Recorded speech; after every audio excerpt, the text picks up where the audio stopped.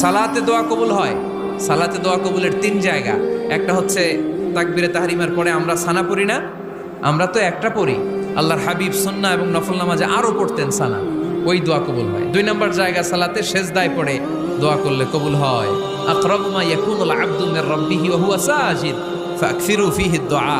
বান্দা যখন সেজদায় লুটিয়ে পড়ে বান্দা আল্লাহর সবচেয়ে কাছে চলে যায়। তা কিন্তু বিশ্বনবী বলে সেজদাটা তোমার রবের কুদরতি পায়ের উপরে পড়েছে। সেজদায় পড়ে দোয়া করেন। সালাম ফিরানোর আগে বিশ্বনবী দোয়া করতেন, লা ইউসাল্লিমান্না আহাদুকুম হাত্তা ইয়াতাআওয়াযা মিন আরবা'a।